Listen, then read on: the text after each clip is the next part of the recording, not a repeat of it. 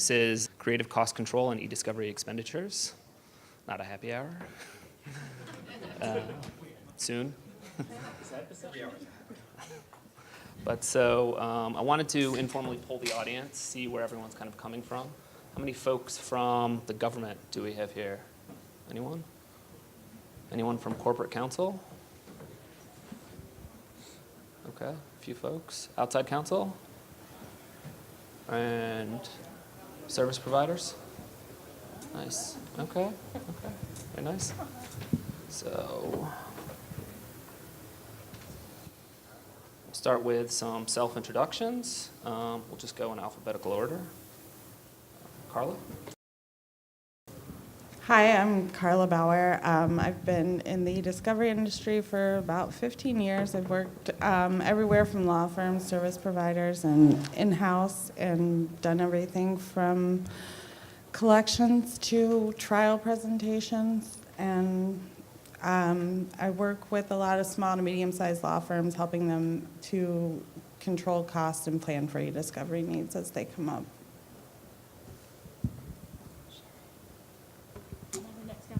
Yep. I'm Sherry Hicks. I currently work for SunTrust. I started doing litigation support somewhere around 97. I did my first e-discovery case in 98. I was a consultant for about 10 years, and then I went in-house with one of my biggest clients, and I worked in a law firm for 5 years. After that, I escaped and went to BlackBerry, and I went in my first day and looked around at what people were wearing, and it looked like they all belonged at a Grateful Dead concert. And so that was my eye-opening experience to the tech world, which is where I love being.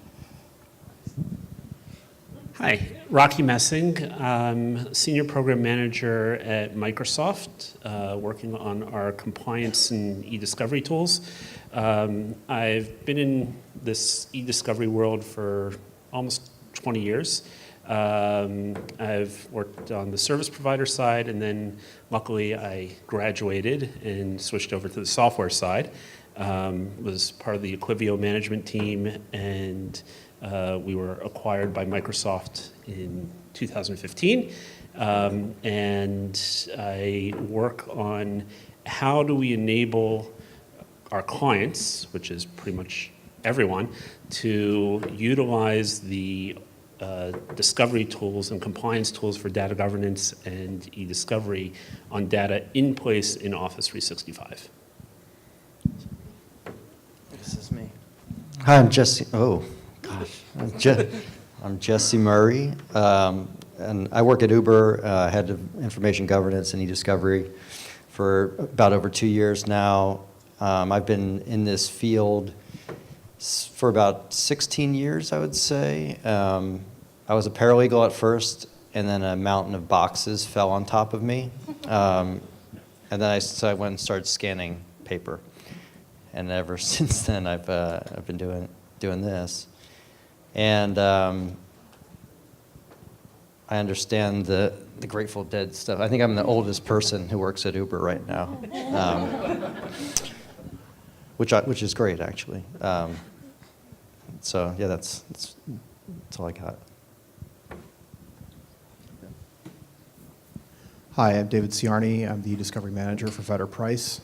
I've been in the litigation support and e-discovery industry since 1999, with a 2-year hiatus where I was studying music theory in graduate school. So of course, all the lessons I learned there immediately apply every day.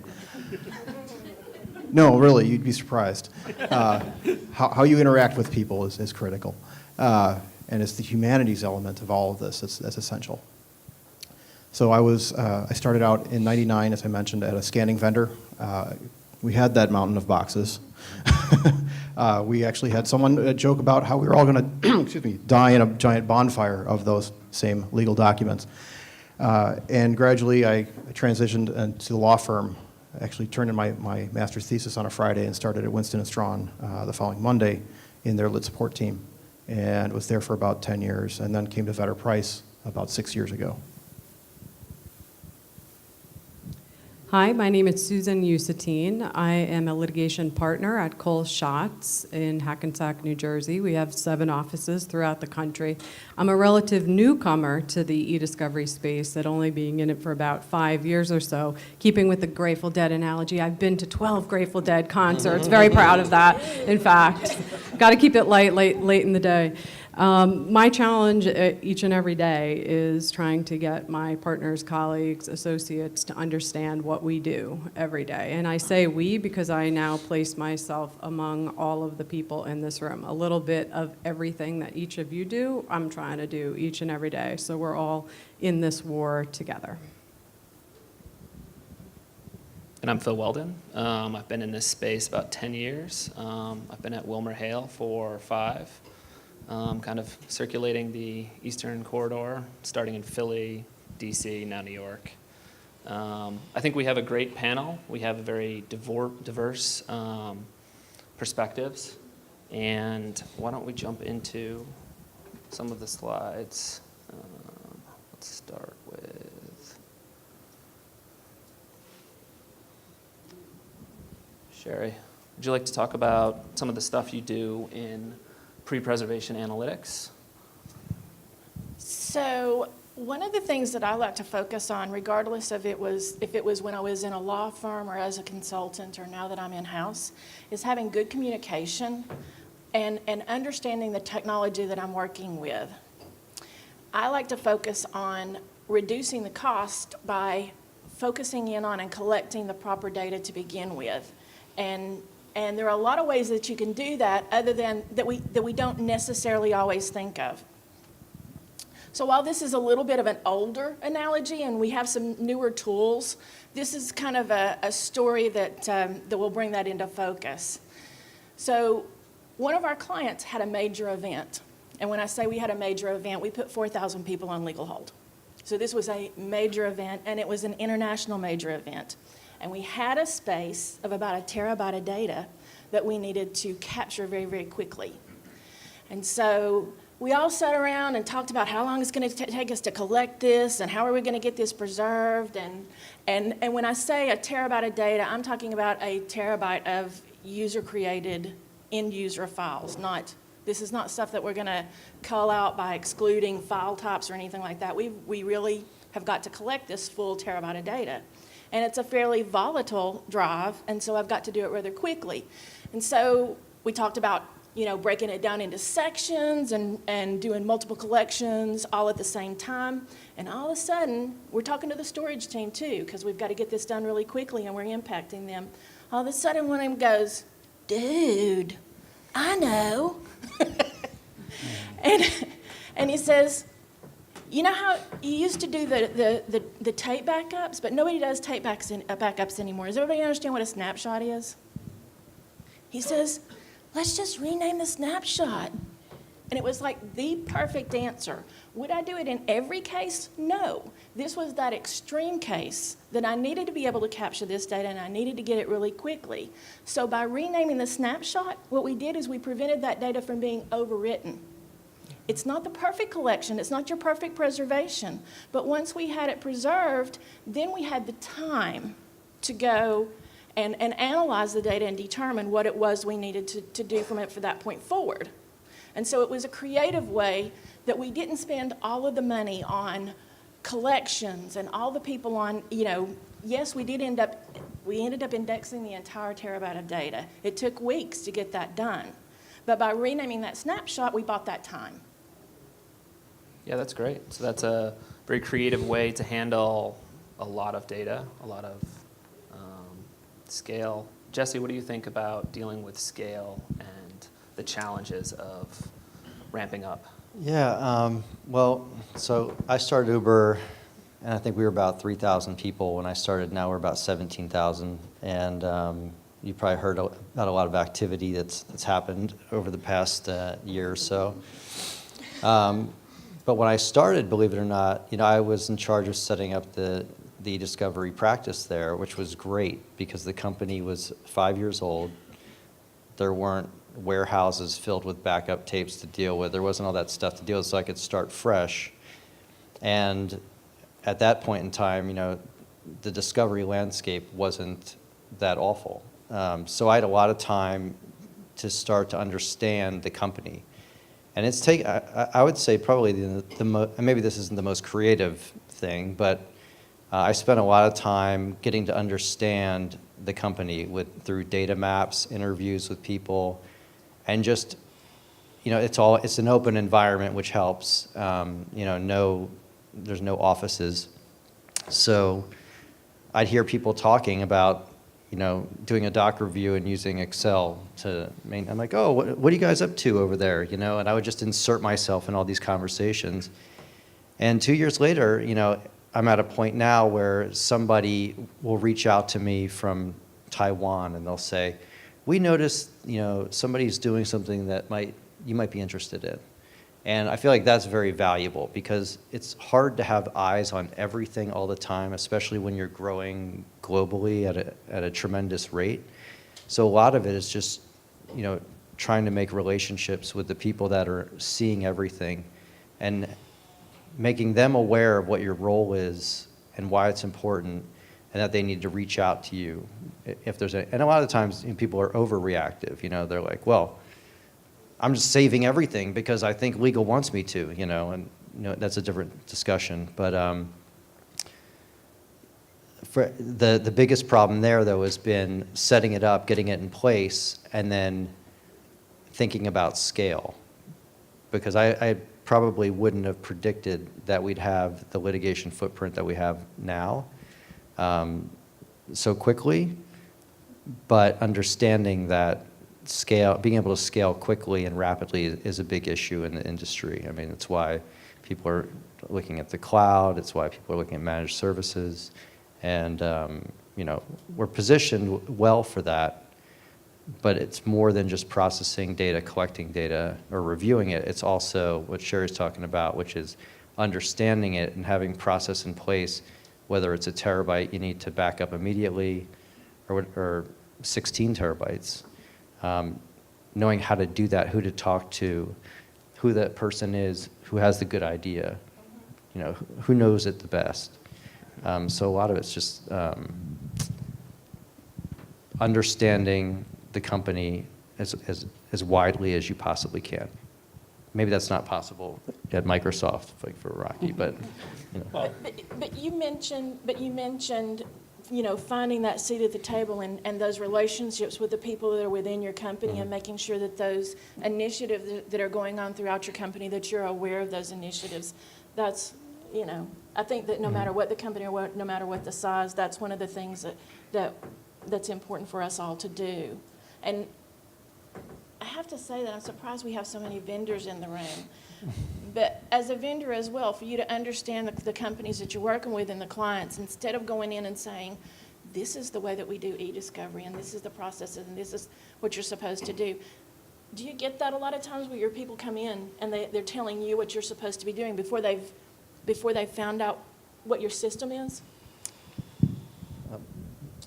well, for us, I'm lucky because I got there and I got to kind of lay it out how I wanted it to be. Not everyone has that luxury, I think. I get that more from outside counsel. I think law firms will come and say, this is how we want to do it. This is the way we do it. Here's our 50-page playbook. And I'm, have to work that out. But the need for flexibility, I think, is greater and greater and appreciated, whether it's vendors or outside counsel. Yeah, we at Microsoft, we have a different problem in that, first of all, we don't have the luxury of scaling up from a smaller company up to a larger one. By the time the e-discovery and litigation profile got big, we were already a very large corporation. But our biggest problem is that we are customer zero for the Microsoft tools, in that we need to actually, our litigation team utilizes our own tools typically way before any of you are going to ever see them. We have a concept within Microsoft of eating our own dog food,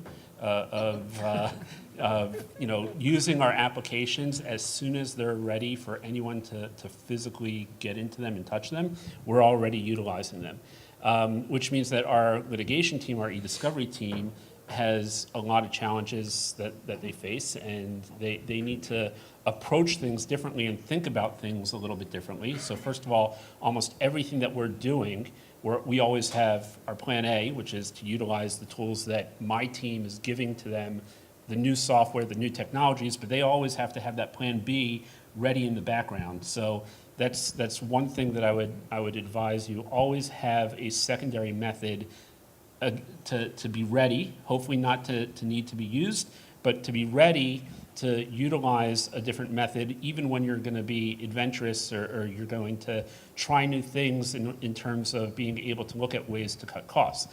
But when you think about a company the size of Microsoft, 120,000 employees and data all over the world and immense amount of data. I mean, our users are extreme data hogs. We generate email like no one else does on the planet. And our team has to deal with that. Our e-discovery team is basically 5 people. And we're able to manage all of that with 5 people. When we do it, we are being extremely aggressive in our approaches of how we approach limiting data. So we have a very structured approach, but it's an approach that allows us to utilize the new technologies as they become available. So as we're able to introduce things, we're able to look and say, okay, will this work within our existing structure, or do we need to actually modify the playbook? And we do on a constant basis to account for these new technologies. One of the big things, though, that we've taken advantage of, which gets to that snapshot story and looking at how data is stored, is within the cloud environments, as everything has been moving to the cloud, everything's indexed already. So we're able to take advantage of, I don't have to wait the 20 hours to build or 20 days to build an index on the terabyte, 2 terabytes, whatever it is of data. Everything is available to search right away. So just from how well we do in terms of going and attacking the data problem, we typically, when we are starting out a case, we'll collect typically data on average for about 20 to 25 custodians, which when I say collect, doesn't actually mean we're going in and actually grabbing that data. We, except for when data is on-prem server, which we still have because we're testing our own software. So we have users who are on-prem Exchange and SharePoint because we need people to still be utilizing that. We'll go in and basically everything else that's in the cloud, we'll be able to set that aside without making another copy of it, search it as needed. Our typical case ends up getting us down to the data that's coming out is less than 4% of what would traditionally have been sent out. So from a way to control our costs, we are absolutely looking at it as how do we limit the data that is coming out, so that way no one ever has to touch it from an e-discovery perspective. It never has to go through processing, it never has to be analyzed. We're already doing all those things in place, and with now the use of the Equivio technology, that's gone down to about 2.5%. So we're able to even reduce that already really tight call down to even less data. And again, the less data that's going out, the more money we're saving. An attorney will never have to look at it. A data processor will never have to touch it. Straight savings across the board there. That's great. That's great. So we've heard from the corporation. What are some perspectives on early case assessment, from outside counsel? Maybe Carla, you could start. Well, along the same lines, I think the proactive approach is always the best way to cut the cost, to plan for it, to know what's coming. And so a client I worked with a few years ago in the exact opposite of where they had systems from mergers, PeopleSoft, they had Lotus Note servers, they had Old Exchange, and every time there was a new case that came up, you had to deal with the same problems over and over. So eventually what we did was just to pull everything out of those servers and actually just load the text and the metadata into Relativity and do the searches and do a lot of information governance at that level and figure out what they could get rid of that we're never going to ever need again. And by doing that, we were able to put those servers to bed, and we had all the data there. So every time there was a new case, they had the place to go. So over time, it was a huge cost savings rather than having to keep going back to those old, outdated systems and trying to deal with them again and get the same stuff. So that really did help to cut and reduce costs. One of the things that I'd like to add to the conversation from counsel's perspective, from litigation counsel, a request, a demand to preserve, to hold in place does not have to be met with a yes. There can be a dialogue that ensues from whether it be a demand, whether it be a preservation notice, that you engage with the other side. So before you say, batten down the hatches, we have to preserve in place 4,000, 3,000, however many gigabytes of data, let's think critically about the demand that's been served and whether we want to just say yes. Because the rules support us. The federal rules, as amended, support an intelligent dialogue going back and forth to say, hey, look, we're not trying to get rid of anything that you need, that you deserve, but this will cripple the business if we do that, and that's not permitted by the rules. So often when people come to me and say they can't possibly mean that we have to do what they say, I say, sure they do, until you respond. And when you respond and you say, I know where you're going, I know what you need, I'm not trying to stand in your way, let me make sure you are going to have what you need, but let my client continue to do business. Hard-pressed for anyone to push you farther than that. I really think that the court will back you on that.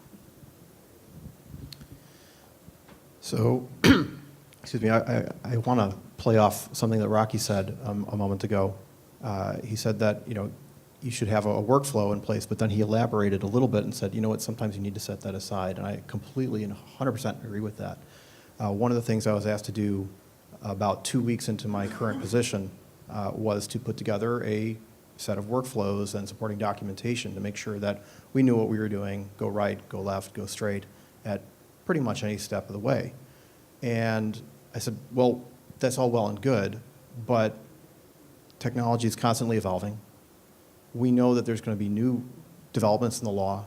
We have to have a way to accommodate that. So any workflow or set of business processes for e-discovery that I think is worth its salt has to allow for flexibility. Maybe you have your playbook, but one of the pages in that playbook is, if there's something that doesn't work for this, you have to say, we're setting the playbook aside, here's why. You document that. You make sure that what you're doing then stands to the spirit of that playbook, so that when you go through and you perform culling measures, when you're identifying custodians, you say, look, maybe we don't need to actually, and this may sound a little crazy, but I haven't done this, but on TV maybe.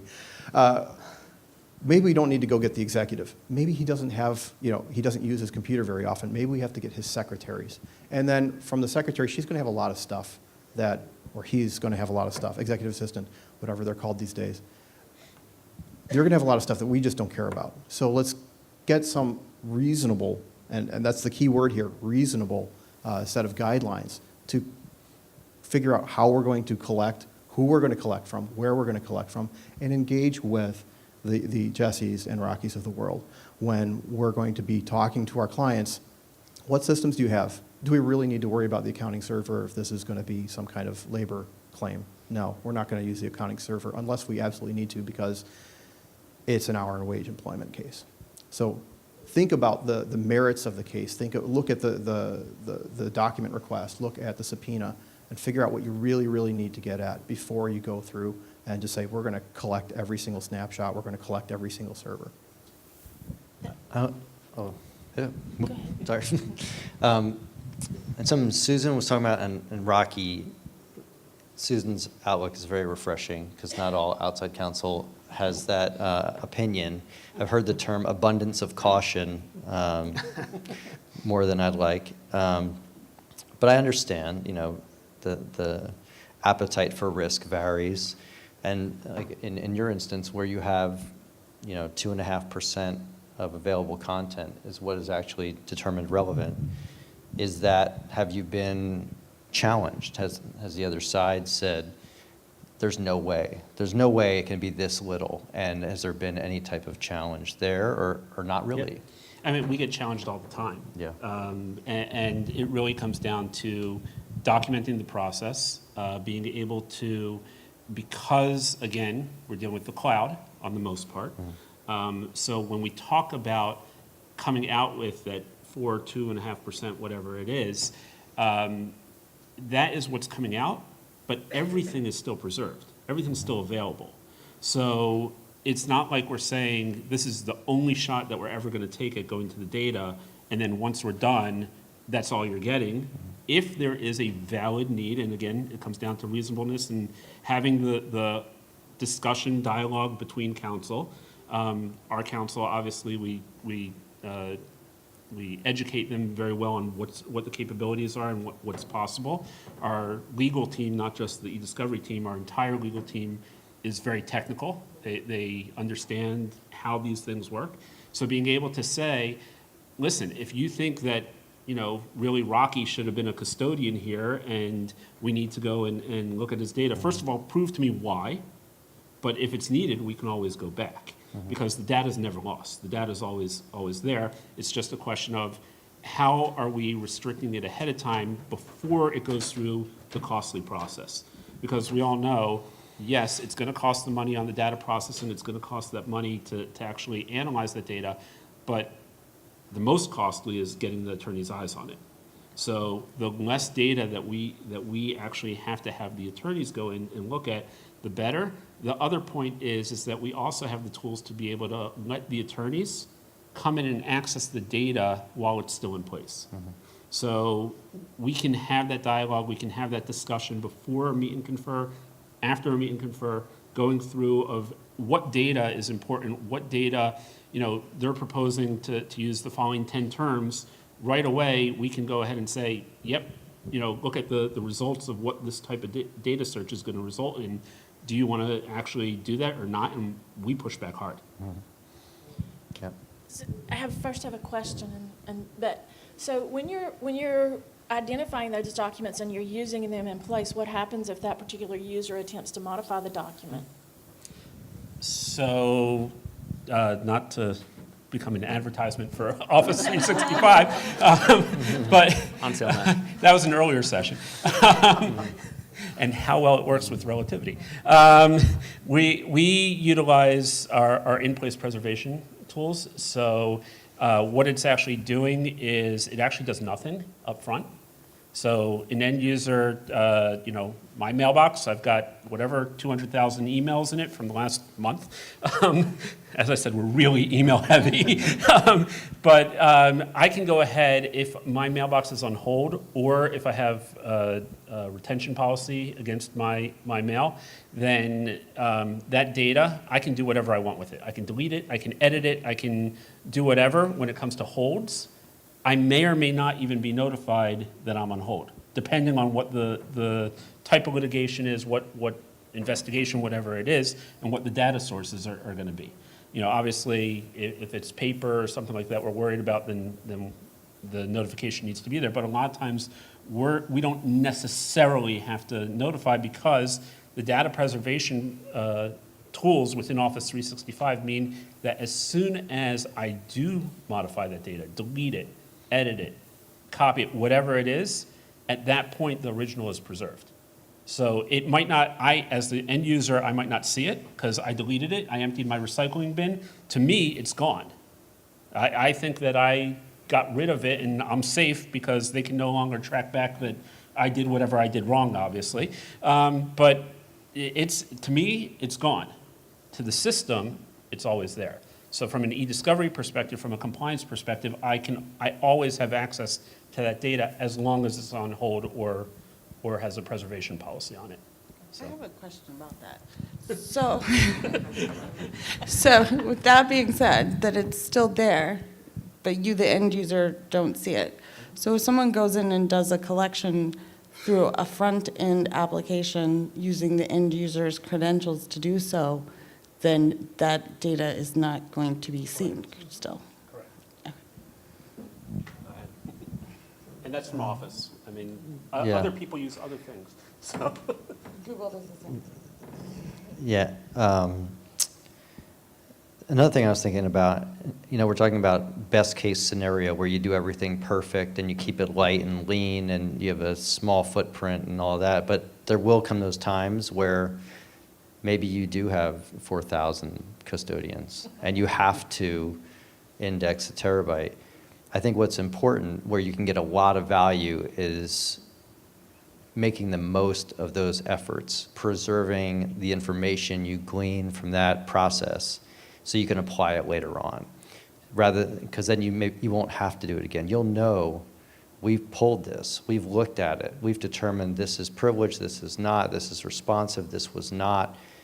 We know now that only 2.5% was relevant afterwards.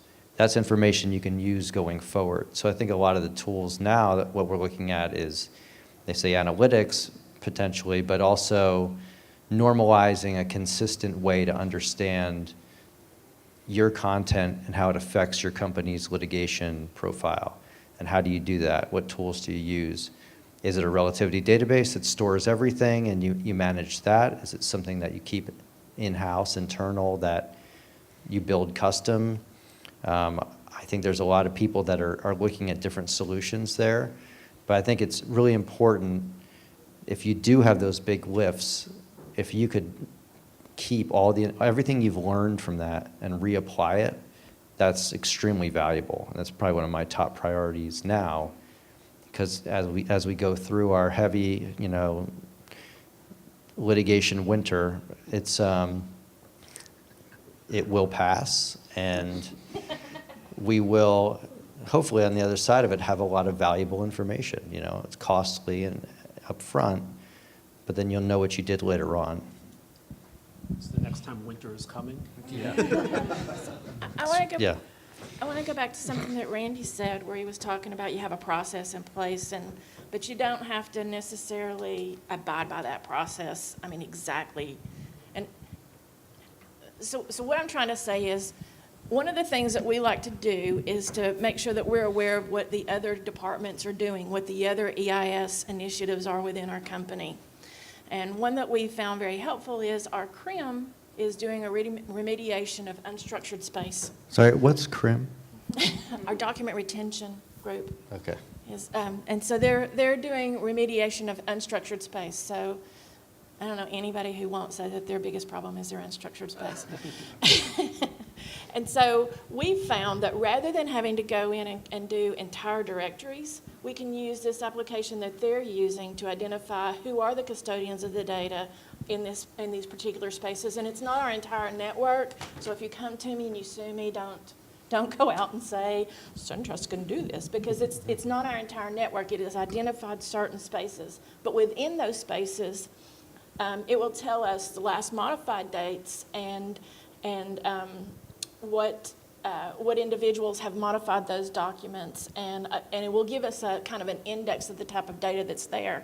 And by utilizing that, we can then go back with our standard collection process. I don't think anybody is advocating that we just go hog wild and go off in left field and do really strange stuff.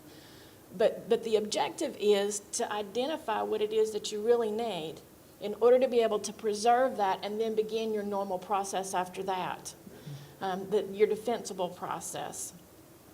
One of the things I think that doesn't occur sometimes to vendors and to law firms is the cost that a corporation has for preserving data.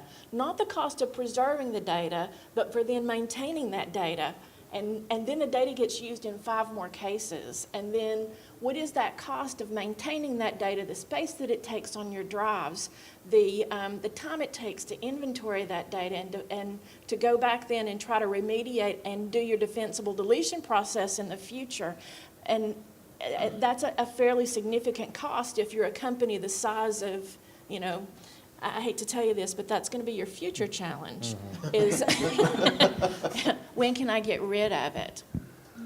Yeah, there's a lot of thought towards that currently, and I think it has to do with classification of the content and being accurate in what you need and what you don't need, and yeah, I think it's totally fine to try to keep your business afloat without spending all your time maintaining troves of data.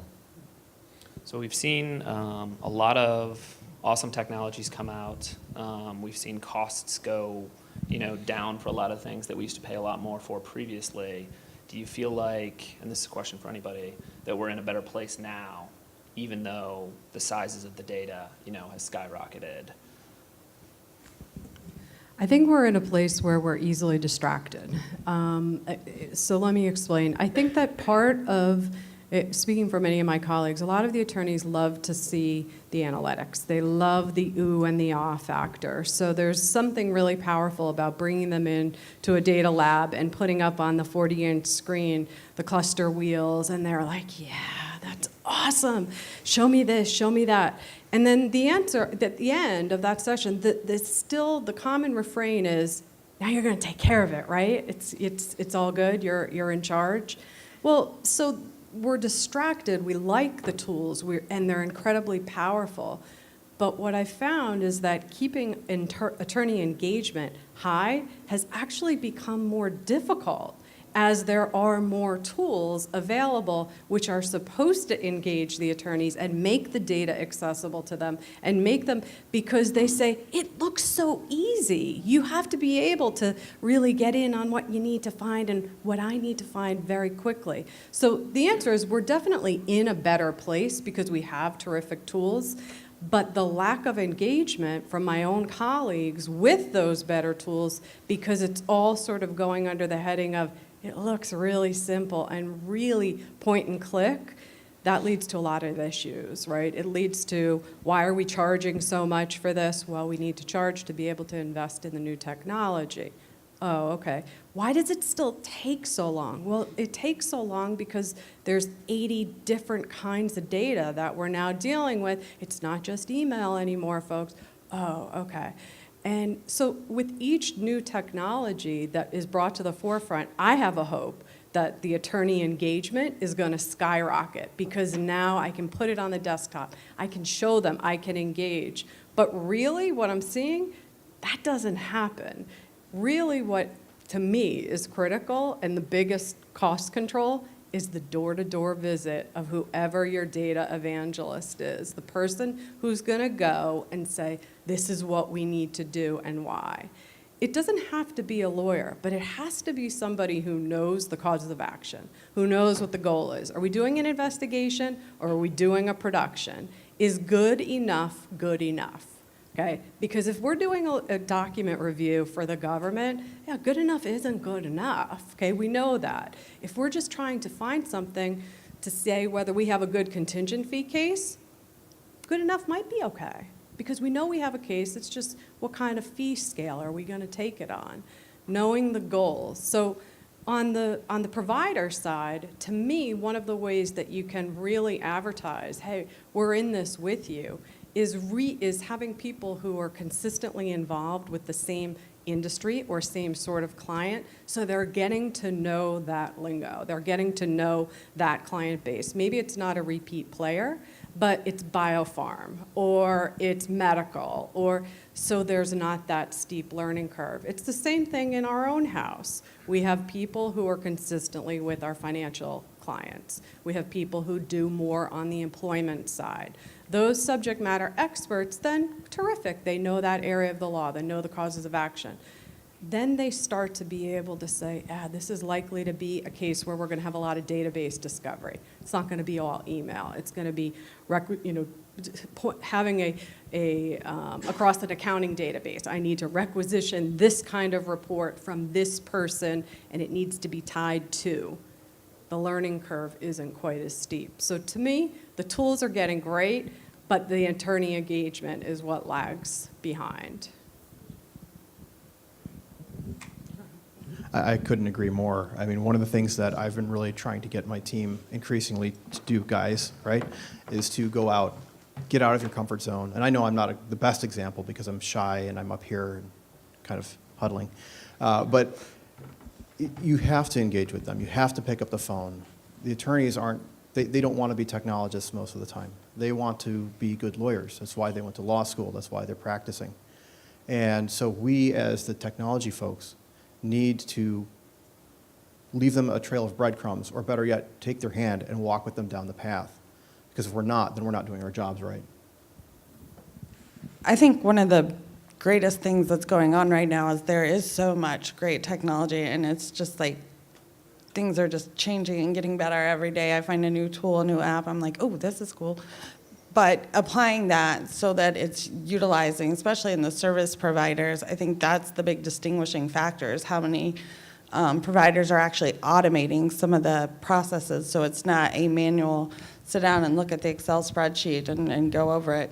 You can write a script that'll pull out that data and put it in a nice little dashboard and get everybody engaged, and also give you that information in a real-time sense of, you know, how much data do we have sent out? How big is this case? What's our hosting going to be this month? And be able to provide that information much more easily. And there are some service providers that seem to be ignoring that technology, and those are the ones I think either are going to have to step it up, or they're going to end up losing out, because there is just so much that we can utilize now that really was not around when I started in this 15 years ago. So.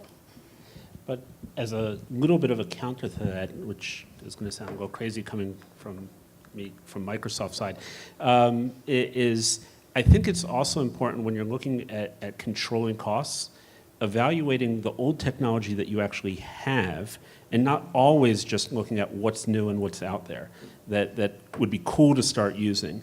I mean, just as an example, we internally, while we are heavy Relativity users, and our reviews tend to go to Relativity when the data actually has to be reviewed, but we have small cases where we actually utilize all of our advanced tools within Office 365 and then export it out to Excel, because it's 1,000 documents, it's 2,000 documents, and it'll actually be a lot faster.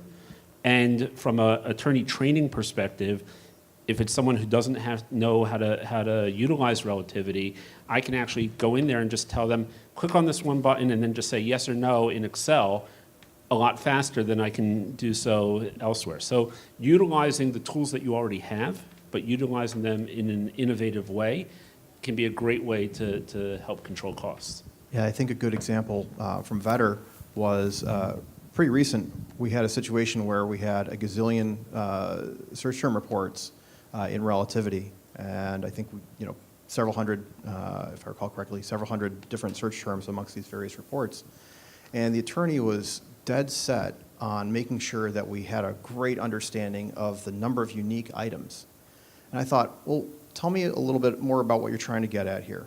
What do you really need? And by the way, what you really want, I think, is, okay, you may need that understanding of the unique items in your search term report, but what you may want more than that, and you're not thinking about it, is what are the documents that hit on the most search term hits?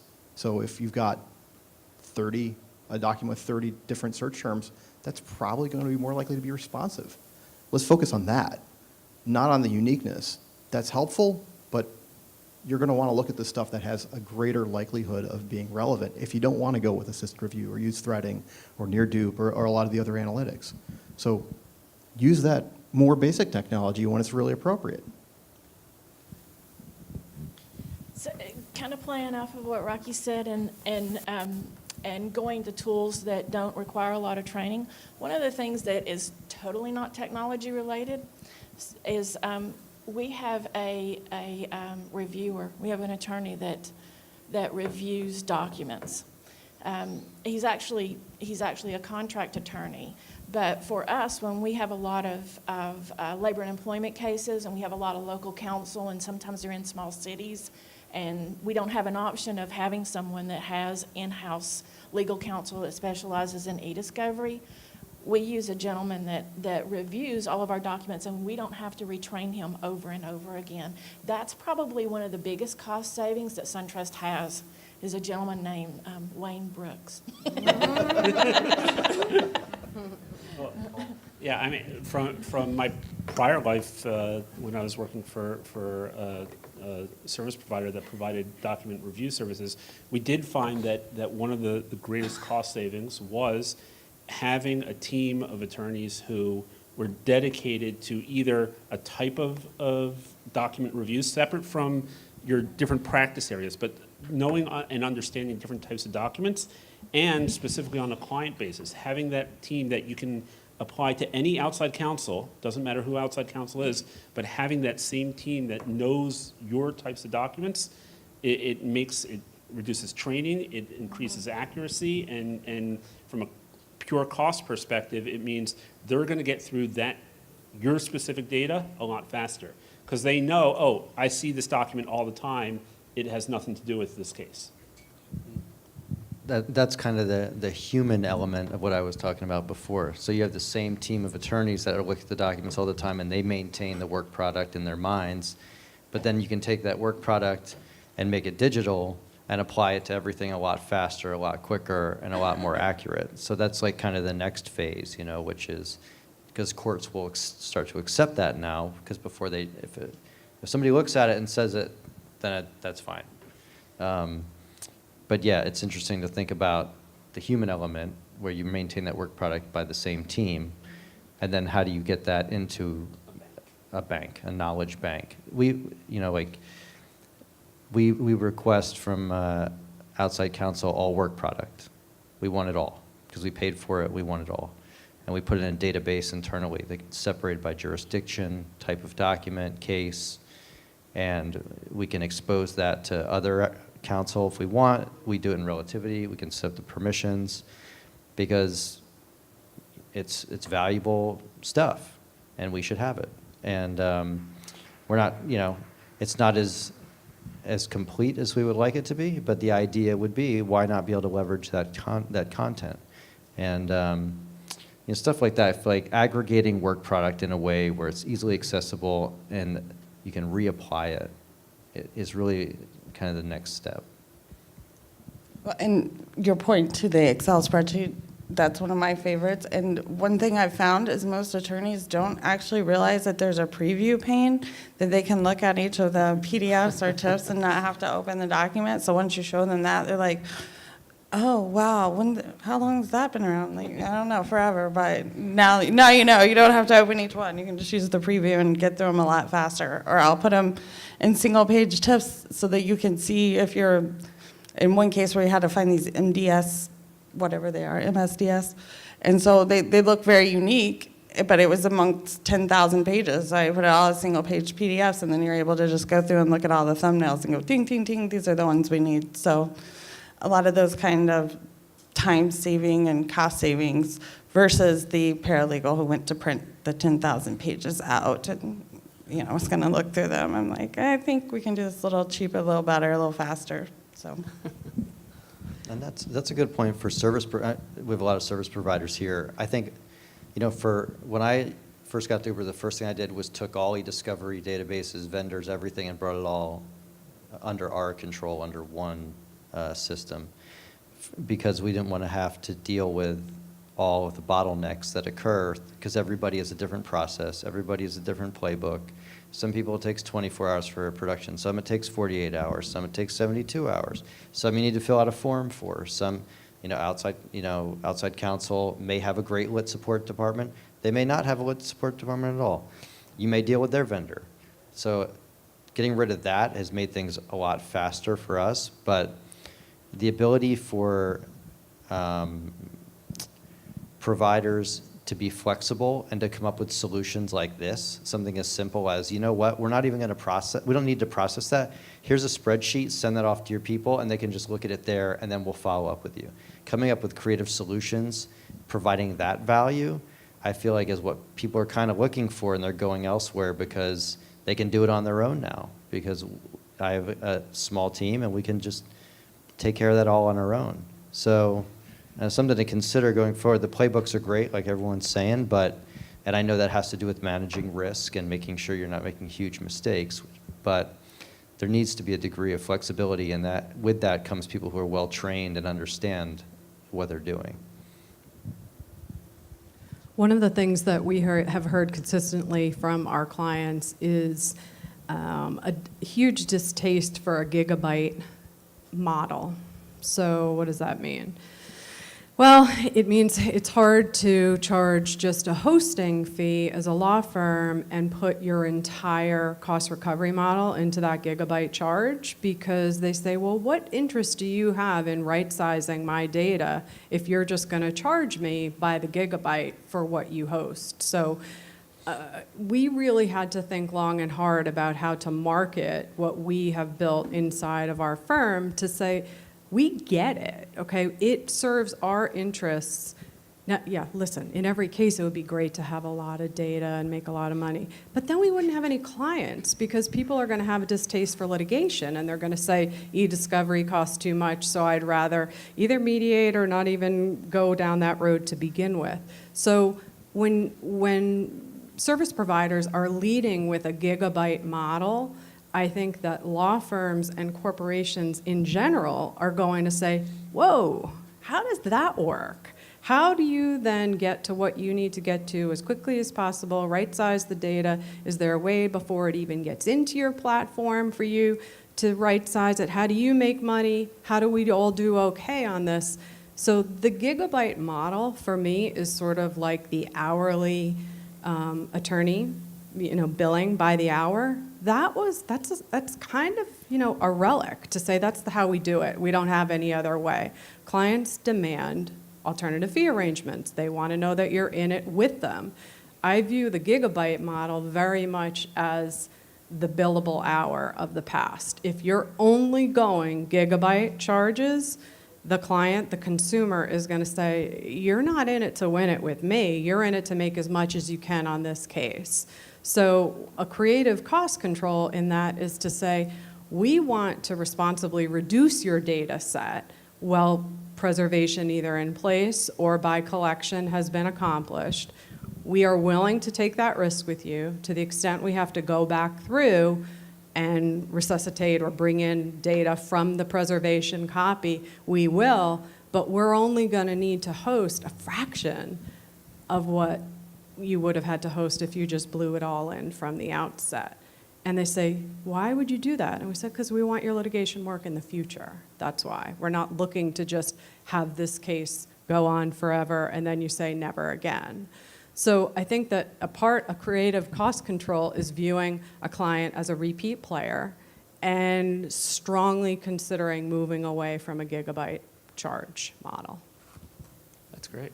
So we have about 5 minutes left. What parting words do we have individually, or success stories? My parting word would be that if you want to continue to be successful in the e-discovery arena, is to continually find out what new technology is out there and what's available to you, and to always be looking to the future. So a really great attorney once said to me, and I think all attorneys are kind of looking for this, Sherry, what is the application that I buy that just fixes all these struggles and all these problems that we're having? Well, and maybe for the struggles that we're having right now, that's the answer. But in 6 months, somebody's going to come out with a new piece of technology. And that new piece of technology is going to present to us new challenges. And so we as professionals in the e-discovery arena need to be looking not only at what we have now, but what we're going to have in 6 months, in a year, and 2 years down the road, and be preparing for those things ahead of time so that we're not scrambling to figure those things out when it's presented to us in a request. So my one piece of advice would be that you shouldn't be afraid of change, that change can be good, change can also be bad.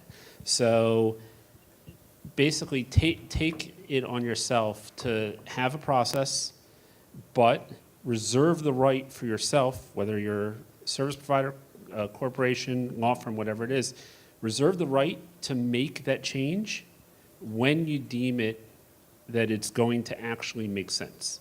So don't let change be forced upon you.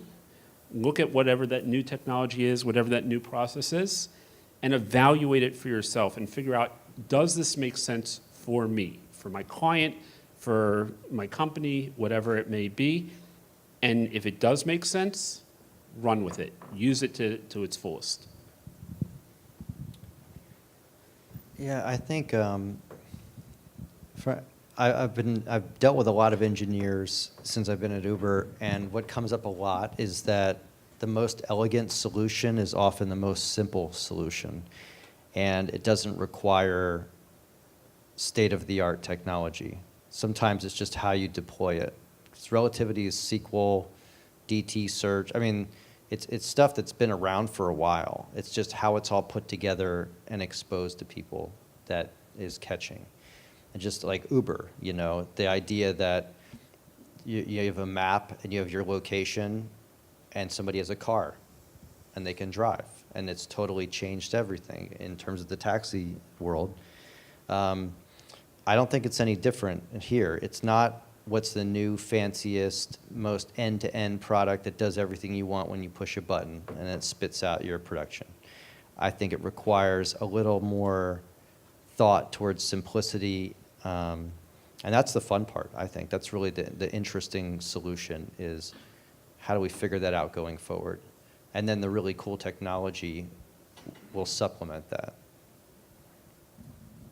Well, I think we've referenced it several times, but getting out and talking to people is the best way to find out what other people in the company or in the industry know, and those applications can really help you solve your own problems. Like the other day, I was talking to someone in IT, and they showed me, like, oh yeah, we have this. See, it shows what everything that every user has access to, and I'm like, well, thank you for a data map. That's awesome. But no one had ever, went and asked, and it was just because I was hanging out and being a nerd and got to find out a really awesome solution. So I think getting out and talking to people, the attorneys, IT, everybody, and bringing that all together. I would say my biggest advice is to make sure your interests are aligned.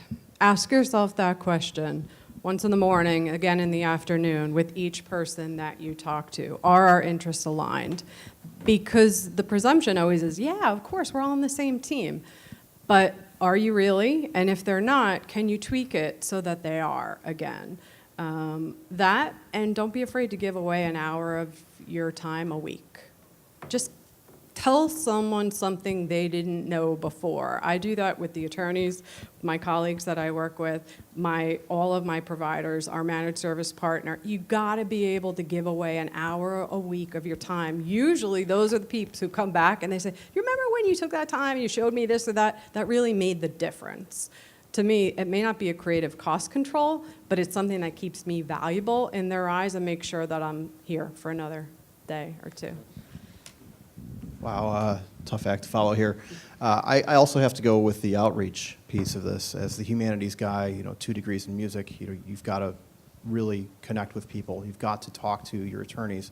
You talk to your clients as well. Recycle that information. If you're working with a technology company as your client, engage with those technologists. Figure out what they're doing to make their data set more interesting, more potentially useful to your attorneys and to their GC. Get to know their data really well, but to do that best, you have to really engage with them on a person-to-person level. So. All right, thanks everyone. Let's give them a hand.